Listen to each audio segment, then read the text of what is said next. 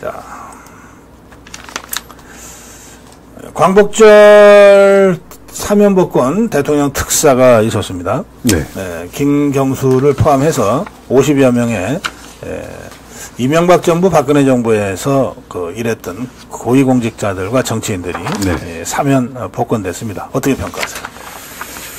윤 대통령이 김경수 전 경남지사를 복권을 시켰지 않습니까? 네. 그래서 저는 이제 대통령께서 지금 임기 반환점으로 가고 있지 않습니까? 돌고 있는데 집권 중후반기를 좀 성과를 수확하고 좀 연착륙시키고 또 다음 정권으로 잘 넘겨주기 위해서 좀 묵은 그런 고리들을 좀 풀어내는 그런 과정이었다고 봅니다. 예, 그리고 한동훈 대표는 반대를 했지 않습니까? 네. 근데 대통령과 입장이 다릅니다. 다르고 대통령은 어쨌든 집권 후반기를 풀어내야 될 그런 과제가 있는 겁니다. 그래서 그렇게 했다고 봅니다. 그리고 국정 후반기 준비 작업이고 또 나머지 개혁 과제들을 좀 이렇게 잘 성공적으로 하려고 그러면 어디까지나 야당도 포용을 해야 될 필요가 있습니다. 그래서 그런 측면이 있습니다. 여소 야대 국면에서 정부가 추진하는 법안들을 이렇게 좀 막히는 상황에서 김 전 지사의 복권을 좀 하면서 그런 걸 풀어낼 그 측면이 있습니다. 그리고 무엇보다도 좀 그런 생각도 하지 않았을까 싶어요. 좀 정치공학적인 고려도 있지 않았을까 이런 생각이 있어요. 왜 그러냐면 민주당 내부에 좀 파열구를 내는 그런 측면도 충분히 있습니다. 있습니다. 지금 이재명 대표는 지금 지명직 최고위원으로 김경수 전 지사를 기용을 하겠다는 말도 하지만은 사실은 그건 좀 쇼고 실제로 정치공학적인 측면에서 보면 이재명 대표는 경북 사람 아닙니까? 경북이거든요. 그러니까 자기 정권을 준비하는 측면에서 경북 안동? 안동이죠. 그런데 야권에서 말입니다.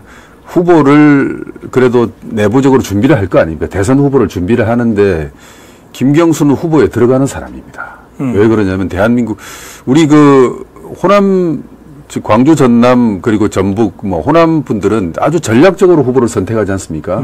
선택해서 이낙연 후보를 절대로 당선시키지 않아요. 호남 후보를 밀지를 않아요. 대선 후보로. 네. 정동영 대선 후보 때 가장 큰 표차로 졌단 말입니다. 졌기 때문에 인구가 많은 대구, 경북이나 부산, 경남 표를 쪼개야 돼요. 수도권은 어차피 대구, 경남, 호남이 다 섞여 있는 거니까 그렇지만 인구가 많은 부산, 경남이나 대구, 경북 표를 쪼개야 승리할 수 있단 말입니다. 야권 입장에서는. 그런데 PK 인구가 대구, 경북보다는 많아요. 많죠. 그리고 또 TK는 이번에 이재명 대표가 대선 후보로 나와서 실패한 측면은 어떤 측면이 있냐면은 대구, 경북을 깨려고 이재명 대표를 추진했잖아요. 대선 후보로 밀었는데 대구, 경북은 의외로 단단하죠. 단단합니다. 잘 안 깨집니다. 잘 안 깨져요. 그런데 부산, 경남은 말입니다. 야당 후보가 나와서 거기 출신들이 나오면 노무현이 문재인이고 우리가 남이가 해버리면 그냥 가버리는 겁니다. 그런 부산, 경남 표에 좀 흩어지기 쉬운 표를 잘 알아요. 그래서 김경수 후보야말로 야당에서 준비할 수 있는 대선 후보가 됩니다. 그런 측면에서 대통령이 야당을 좀 이렇게 후보를 이렇게 이재명 후보와 경쟁을 하게끔 하는 건 고려는 있었으리라 봅니다. 그래요. 근데 이제 정치 잘 모르는 한동훈이하고 또 지 욕심이 늘 앞서는 이재명이가 한동훈이는 대놓고 김경수 복권 반대를 했고 이재명이는 아주 극히 소극적으로 사실상 반대. 겉으로는 찬성하듯이 하면서 이러면서 논란이 생겼어요. 그러다 보니까 결국 어떤 결과가 됐냐? 바둑이를 진돗개로 키워놓은 것 같다. 이런 평이 나와요. 김경수는 아무것도 안 하고 그냥 저기 바깥에서 그냥 가만히 있었는데. 있지만 막 커지지 않습니까? 이거 그냥 사실은 그냥 대통령 복권 명단에 포함시켜서 복권시키면 그냥 바둑이는 그냥 바둑이지. 잠재력은 있지만. 근데 이거는 반대를 했었고 이러니까 한 일주일 가까이 연일 언론이 이 김경수 단독샷을 주면서 네. 뭐 그걸 중심으로 막 보도를 하게 되고 그 바람에 바둑이가 진돗개가 돼버렸다 이런 평가예요.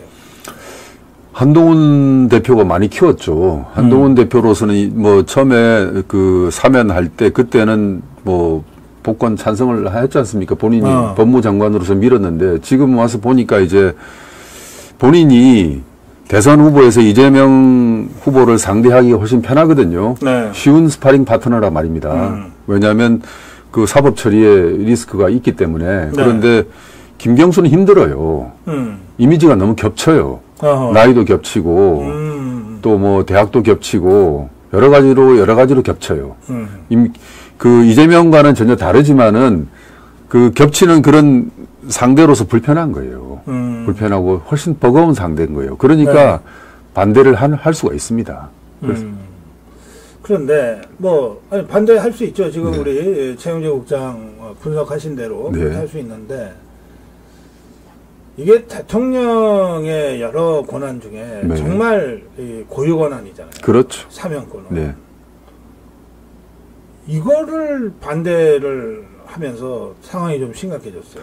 상황 노릇을 하려고 한 것처럼 보여요, 지금. 한동훈 대표가.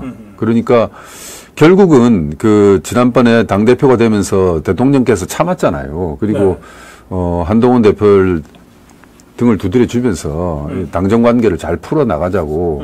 저는 그때쯤에는 아마 한동훈 대표가 대통령에게 들이박는 그 형국이 지지율이 떨어지거나 이럴 때 연말쯤 가서 지금은 쉽게 좋게 가다가 대통령을 또 공격할 줄 알았어요. 그런데 역시 그 성격이 급한지 뭔지 갈 길이 바쁜지 이 국면에서 김경수 국면에서 지금 들이박고 나온 겁니다. 그래서 이런 국면이 앞으로도 계속 벌어지지 않을까 싶어요. 네, 이번에 복권 관련 논란, 이거 사실은 뭐 한동훈이 다소 생각이 좀 달라도, 근데 네. 생각이 다르면 이상하지. 네. 그럼 법무부 장관 때는 왜 사면? 그렇죠. 법무부 장관이 추천하는 건데. 그때는 그랬고 지금은 또. 그래서 뭐 생각이 크게 1년 8개월 전에 잘못 생각했든지 지금 잘못 생각했든지요. 네. 그때도 옳고 지금도 옳다 그러면 이상한 사람이 되는 거 아니에요? 네, 맞습니다. 하여튼 뭐 한동훈의 생각이 어떻든. 네. 근데 이거를 적어도 이 대통령의 정말 고유 권한인 사면권 관련해서는 대놓고 반대하고 어쩌고 이건 하면 안 되죠. 그렇죠.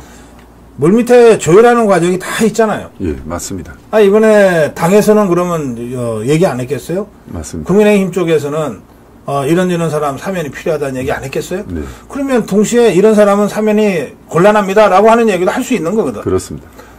더불어민주당도 마찬가지입니다. 저쪽도 대통령실 쪽에다가 우리 이런 사람 좀 사면이 필요하다고 얘기했거나 또는 누구는 안 된다고 얘기했거나 할 기회가 있었던 거예요.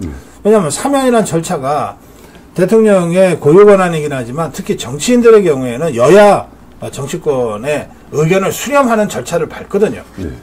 또 기업인들 사면할 때도 기업 단체, 경제인 단체의 의견을 받아요. 그렇게 해서 하는 거니까 충분히 의견 개진할 맞으면 이 루트가 있는 거예요. 비공식 루트가 있는 거예요. 이런 걸 통해서 입장 표명을 해야 마땅하지. 이거를 뭘 대놓고 마치 그 윤석열 대통령하고 차별화를 일부러 하는 것처럼 이렇게 그 형국이 만들어진 것은 이건 한동훈한테 절대 도움이 안 되는데 왜 이럴까요? 급하죠. 생각이 급하죠. 생각이 급하다. 생각이 급하고 차별화에 본인이 목이 매여 있죠. 네.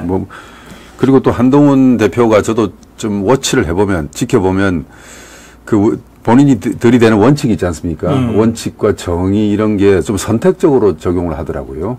본인한테 유리하면은 그 들이대고 본인한테 불리할 때는 또 다른 식으로 행동을 해요. 네. 선택적 원칙을 적용을 해요. 그래서 그게 뭐 지난 총선 공천 과정에서도 많이 있었지 않습니까? 그러니까 뭐 김경률을 공천하려고 그랬지 않습니까? 마포을에다가. 그렇죠. 예. 손까지 들어줬어요. 예, 하룻밤에 그 전날 밤에 통화하고 하려고 그랬지 않습니까? 네. 그런데 뭐 자기는 그런 식으로 본인한테는 그런 식으로 하면서 또 뭐 도태우 변호사 날리거나 뭐 그럴 때는 보면 또 아주 원칙을 들이대요. 그러니까 이게 선택적으로 원칙을 들이대는 거예요. 그러니까 그런 선택적으로 원칙 드러내는 게 문재인이 이재명이 종북 주사파들이 하는 짓인데 선택적 법 적용을 하죠. 네네네. 또 선관위가 그렇게 합니다. 선관위가 선거 조항이 애매하지 않습니까? 선거 단속하는 조항이 애매하니까 자기한테 유리한 당은 아예 적용을 안 하고 또 상대당은 탈탈 털어버리거든요. 선택적 법 적용을 하는 그 수법이 이제 한동훈 대표한테 좀 많이 보여요. 안타깝지만. 그게 국민들이 다 압니다. 참. 예.